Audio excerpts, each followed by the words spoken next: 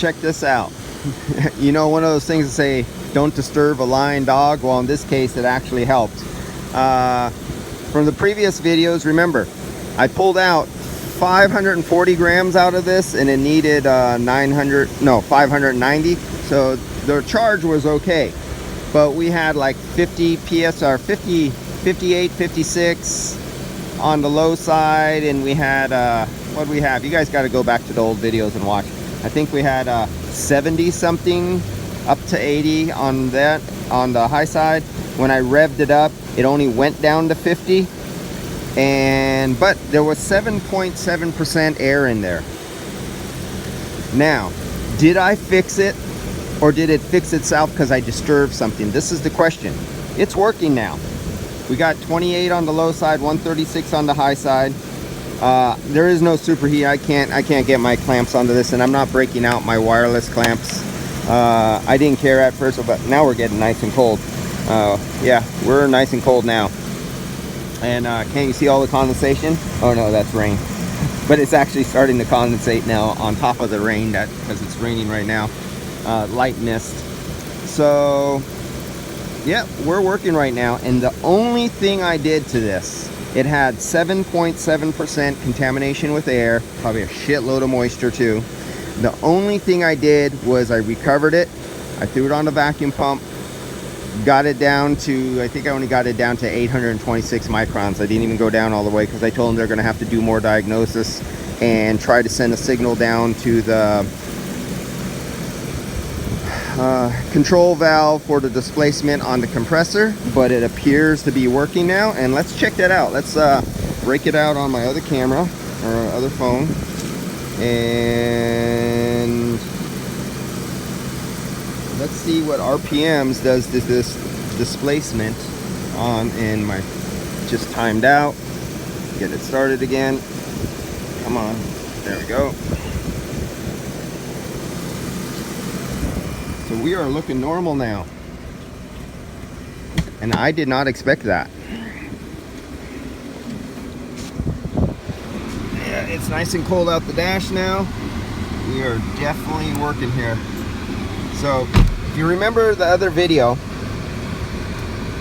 when I brought it off idle to close to 3,000 RPMs, the high side I think went from 70 something to about 80. And the low side went from about 57, 58 down to 50. So that's like a fixed piston displacement not working correctly.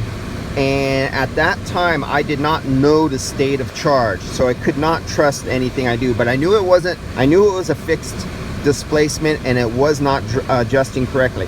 So now I know I have no air in the system. I have clean, pure, dry refrigerant in the system. I recovered, I evacuated, I filled to factory spec, and this is what we have now.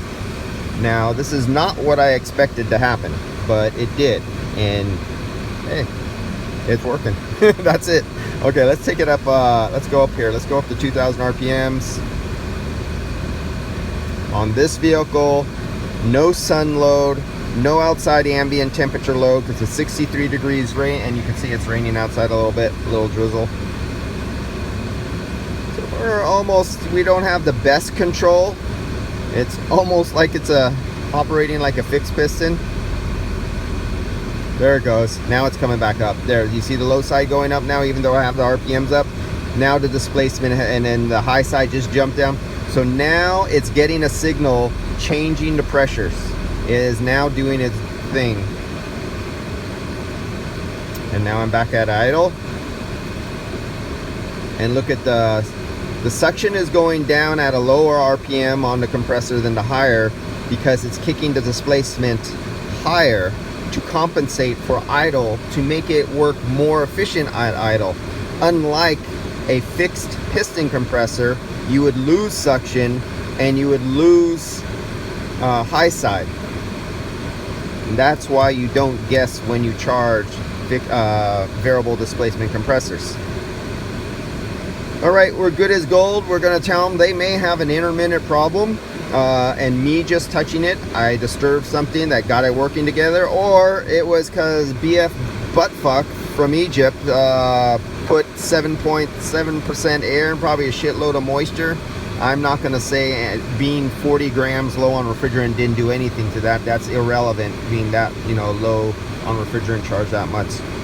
So we're going to just have to find out from this customer whether this actually did something or we're looking at an intermittent problem, because it's working now and it's doing exactly what it should be doing for a variable displacement compressor.